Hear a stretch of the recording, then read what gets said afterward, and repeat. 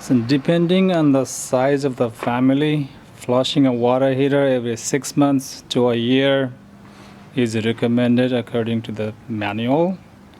And they said that if you have like a 2 to 3 people in a family, probably every year may be sufficient. But if you have more than that, every 6 months would be appropriate to flush your water heater. If you want to be flushed by professionals, they do charge quite a big amount, somewhere $150 to $200 per every time you have it flushed. And if you want to do by yourself, it's not very complicated.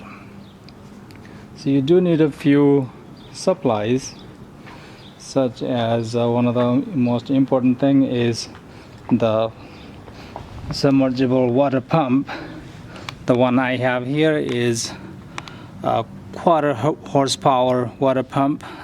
I bought in Amazon. That's one thing. So another thing is the standard water hose.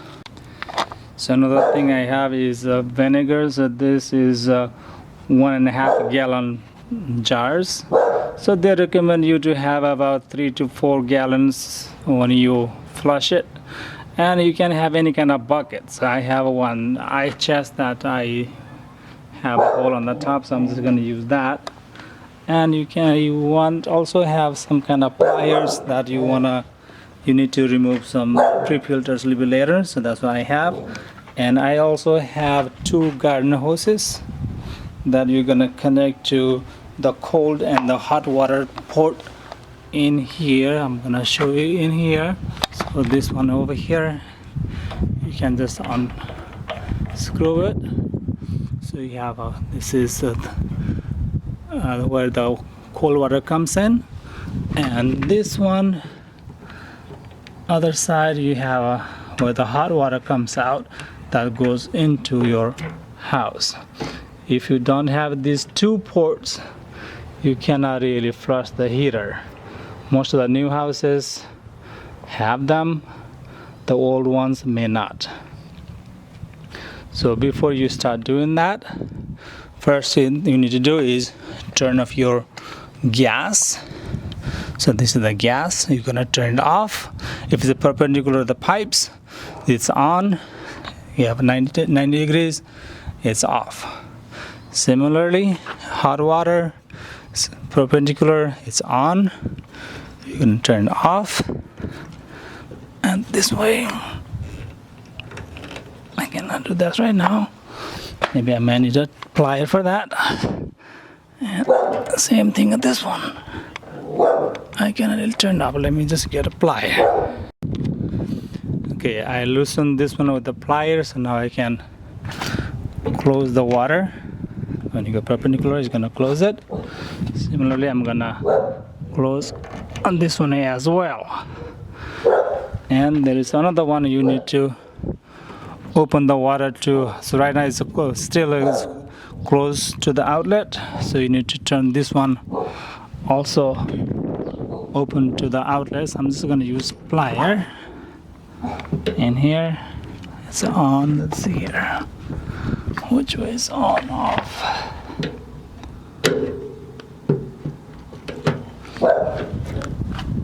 So there's a little bit gas is coming out, so that means it's coming out this way. That similarly, we have to turn this side on also, so we can feed the vinegar through this port right here.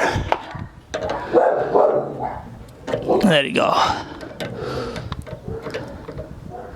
So there you go. That's the water coming out because this side is open.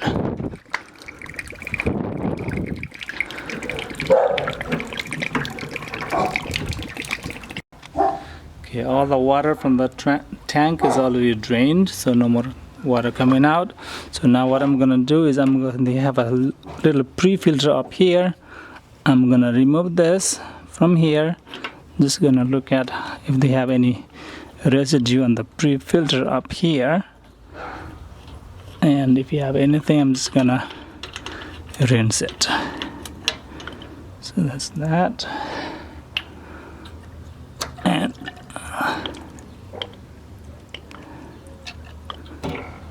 it's gonna remove this pre-filter from here.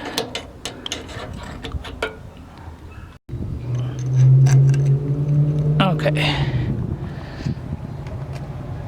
So there's a little bit of some kind of residue in here. So I'm just gonna wash it in this water.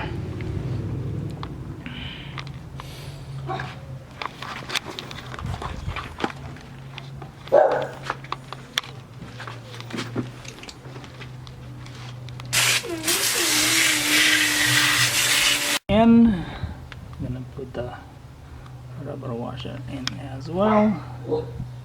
And then I'm gonna screw it back in.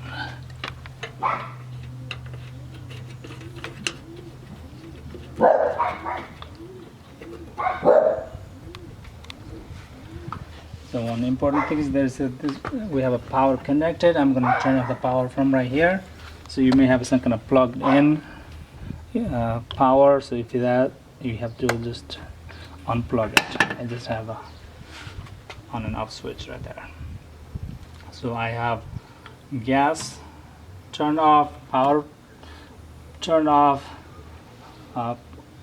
water going to the house turned off, hot water is turned off, and these two valves are turned on coming outside. So now I'm ready to connect the garden hose, any standard garden hose in here. So I just have this L-shaped garden hose, so it makes it a little bit easy for me to connect. I'm just gonna connect this one's in here.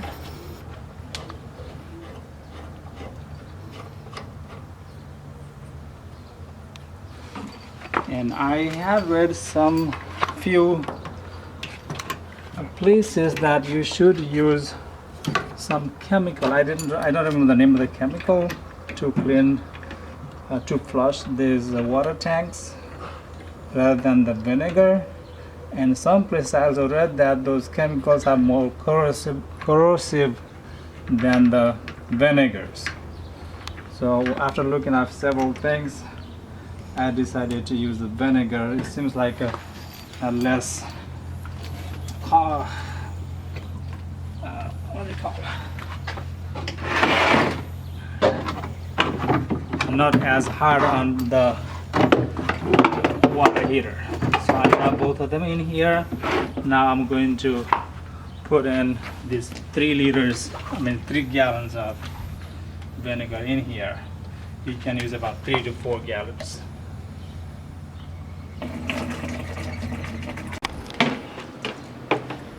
Now I have 2 hoses that I'm going to connect to the water pump. Is the one that connects to the cold side of the pipes in the water pump. So now I'm going to connect over here, and I'm going to put it into the vinegar in here, just submerge it in there, and then I'm going to connect to the power, and it should start from connect.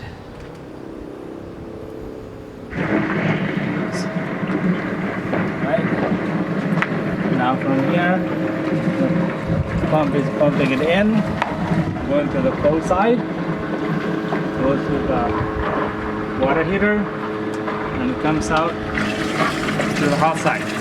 It's all vinegar, so I'm going to let it run through about hour and a half in here. They recommend hour and a half. I'm going to let it run, then I'll come back and turn it off. Then I'll go over one more time what to do.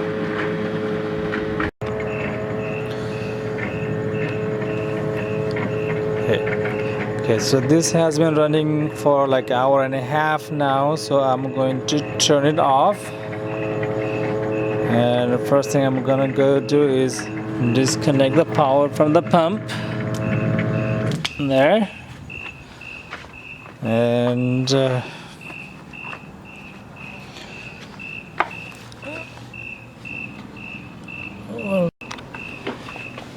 okay, I'm going to take this pre-filter out of here and see if there's any residue left. So I'm just gonna rinse it.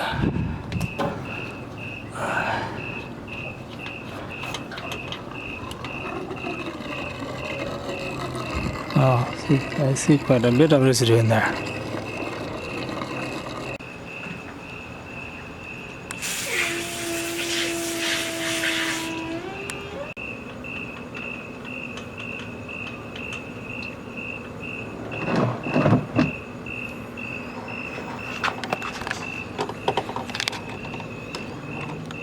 Alright.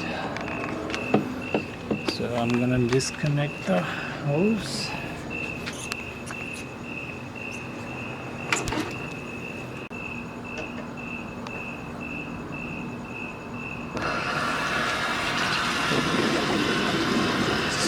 Wash it in a little bit.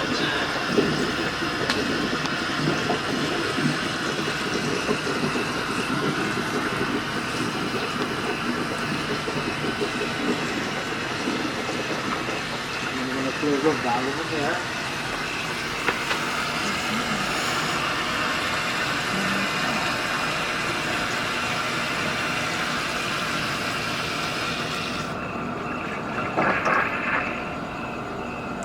The water is coming here. When I turn it off, the water comes to the other side. And I'm going to let this one run for a minute or so. So after flushing for a minute or two, we're going to turn off the water to the... I'm going to turn the water on to the tank. And turn off the exit valve.